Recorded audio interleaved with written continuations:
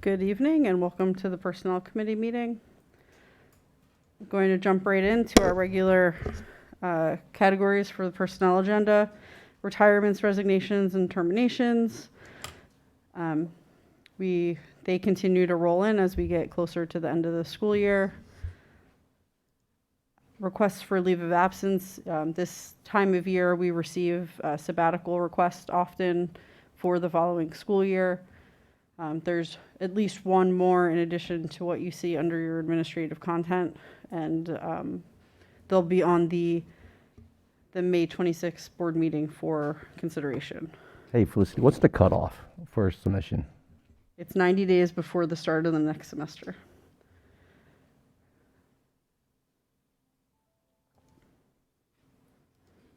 Or actually, it might be 60 days. It's either 60 or 90. I apologize. No rehires, a handful of new hires, a handful of classification changes. Attached is the Teladoc monthly utilization report. This is our telehealth provider. That's for just the committee's review convenience. Open enrollment. We opened enrollment yesterday for insurance. It will close on the 21st. A few things to note is that the rates are remaining flat this year for prescription and medical insurance.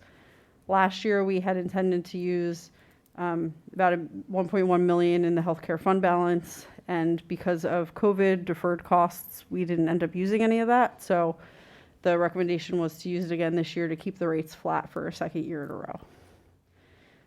In addition, an additional benefit for the FSA will be that individuals can roll over their full remaining balance into next year. That is the result of a piece of federal legislation. There's also a rollover provision for dental benefits into next year. And the consortium consolidated wellness and transparency tools with Aetna from other vendors to receive a cost savings of, I think it was about $70,000, and we'll be marketing those new tools coming up on July 1. Our life insurance carrier has provided us with a renewal rate for 3 years that's pretty favorable. So that will be on the agenda at the end of the month. The American Rescue Plan of 2021 included a provision for employer-paid COBRA, which is impacting the district. Anyone who had a COBRA event during a certain time period is eligible for free COBRA that's paid by the employer. We have a handful of people that qualify for that, and so that's an added expense that we weren't expecting this year. We're working with AMCA, who is the consortium accountant who also does our COBRA, to identify people that are eligible and to get notifications out to them. So one of the upcoming events that's going to impact that provision is long-term sub-teachers who are ending their assignments at the end of June may be eligible, depending on their personal circumstances, for this employer-paid COBRA. Service awards, they're going to get sent out either later tonight or tomorrow. And put on the May agenda for recognition by the board. We have a number of people, there's about 80 people that have hit milestones with the district. So I ask that the board recognize them at the end of the month. I'll be sending out an email to all staff with all of their names, and we'll be sending certificates and pins to everybody. At the end of the month, you'll receive the list of summer staffing approvals for ESY and for the summer enrichment program that we're marketing. And that is it for regular agenda items. Any questions? On the new hire list, there's a substitute IA. This is a replacement of an existing position or the new hire that we discussed adding?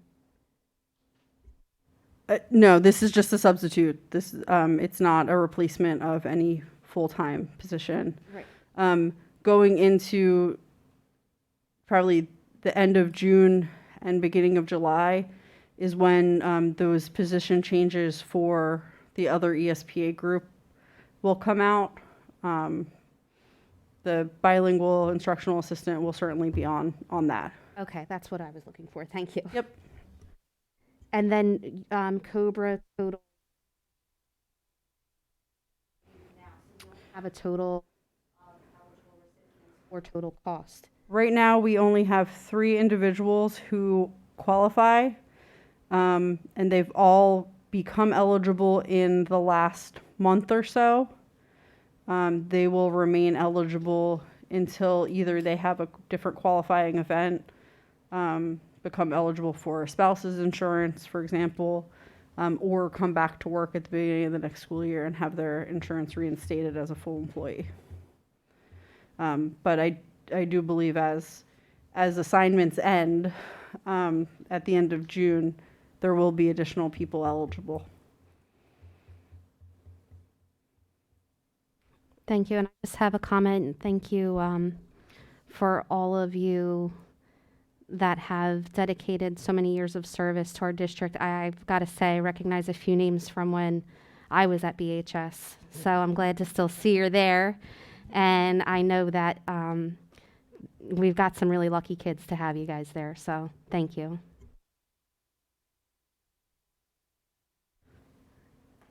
That's all for the personnel committee meeting, so we can adjourn.